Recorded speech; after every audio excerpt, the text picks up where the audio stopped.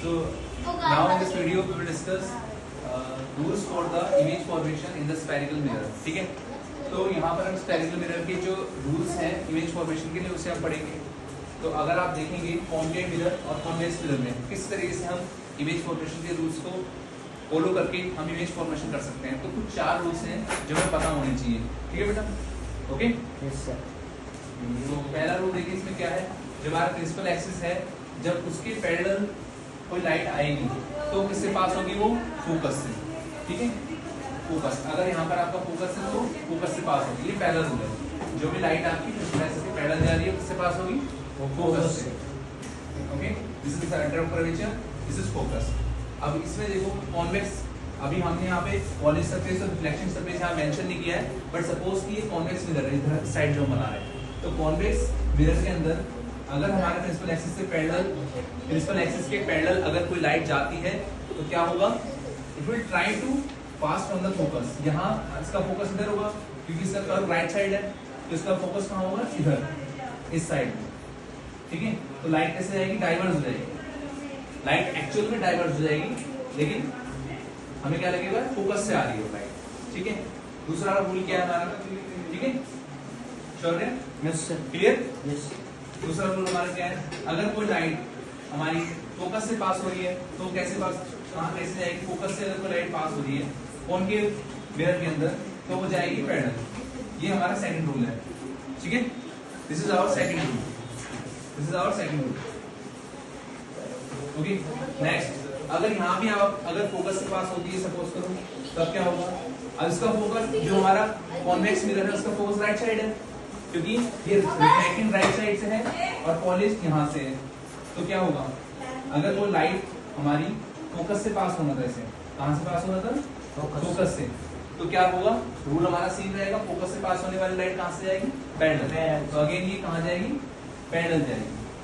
ठीक है, ये हमारा सेकंड रूल है. ठीक है, क्लियर बेटा? ओके. थर्ड रूल, हमारा थर्ड रूल क्या है? थर्ड रूल हमारा है अगर कोई लाइट कहां से पास हो रही है? सेंटर ऑफ कर्वेचर से. चाहे वो नीचे से आए या चाहे ऊपर से आए. सपोज यहाँ सेंटर ऑफ कर्वेचर हमारा इधर है और फोकस हमारा इधर है और सेंटर कर्वेचर से पास हो रही है, ऐसे आ रही है. तो जैसे वो आएगी वो अपने ही पाथ को रिट्रेस कर लेगी, यानी जैसे आ रही है वैसे ही वो चली जाएगी वापस. ठीक है, लाइट हमारी. क्लियर? और थोड़ा सा फोकस करना यहाँ पे. ठीक है, देन अगर हम यही चीज अगर इसमें करें कॉन्वेक्स मिरर में, तो कॉन्वेक्स मिरर में अगर सेंटर ऑफ कर्वेचर से जाती है तब क्या होगा? यानी कोई इसका सेंटर ऑफ कर्वेचर यहाँ पर है C और F यहाँ पर है. ओके, तो अगर लाइट आपकी सेंटर ऑफ कर्वेचर से पास होनी थी तो जैसे वो आ रही थी वैसे ही वो वापस चली जाएगी, रिट्रेस कर लेगी अपना पाथ.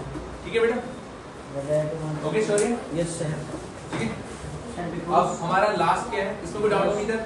सर बिकॉज ये इसको रिपीट करना है. इसमें सेंटर ऑफ कर्वेचर से अगर पास हो रही है लाइट तो रिट्रेस करेगी अपने पाथ को. रिफ्लेक्शन के बाद वो सेंटर ऑफ कर्वेचर से ही पास होगी, क्योंकि सेंटर ऑफ कर्वेचर क्या होता है? इट्स लाइक मतलब जैसे आपका जिस स्फीयर का पार्ट है उस स्फीयर का जो रेडियस है सेंटर है, और हमें मालूम है जब सेंटर से हम बनाते हैं रेडियस, तो रेडियस क्या होती है? नॉर्मल होती है. और नॉर्मल हमें, मैंने आपको लॉ ऑफ रिफ्लेक्शन में पढ़ाया था कि जो नॉर्मल हम जब बनाते हैं, नॉर्मली कभी इंसिडेंट करेंगे तो वो फिर से वैसे चली आती है, क्योंकि यहाँ पर एंगल ऑफ इंसिडेंट क्या है? 0. तो एंगल ऑफ रिफ्लेक्शन क्या होगा? 0 होगा. इसीलिए क्या होता है? वो जैसे आती है वैसे चली आती है इस केस में. ठीक है ना? जो हमारा मैंने आपको पढ़ाया था प्लेन मिरर में, कोई लाइट अगर ऐसे जा रही है तो बाद में वैसे ही वापस चली जाएगी, क्योंकि इस केस में एंगल ऑफ इंसिडेंट और एंगल ऑफ रिफ्लेक्शन दोनों 0 हो जाएंगे. ठीक. अब अगर हम बात करें नॉर्मली, ये सिंपल है हमारा. इसमें क्या होगा? अगर प्रिंसिपल एक्सिस कोई एंगल बना रही है तो वो उतने ही एंगल के साथ दूसरी साइड चली जाएगी. यानी एंगल I अगर यहाँ बन रहा है तो यहाँ पे एंगल R बनेगा और एंगल I एंगल R दोनों इक्वल रहेंगे. सेम यहाँ पे होगा अगर आपका कॉन्वेक्स मिरर है और अगर वो एंगल I से पास हो रही है, एंगल I यहाँ बना रही है, तो वो यहाँ पे एक्चुअल चली जाएगी और हमें लगेगा यहाँ से आ रही है. ठीक है, ये जो रूल्स हैं, ये 4 रूल्स आपको ध्यान रखने हैं. अगर आपके 4 रूल्स क्लियर हैं तो जो हम इमेज फॉर्मेशन करेंगे, 6 इमेज फॉर्मेशन हम करेंगे कॉन्केव मिरर की और 2 इमेज फॉर्मेशन करेंगे कॉन्वेक्स की, क्योंकि उन 2 के अंदर ही 6 के 6 केस आ जाते हैं इसलिए.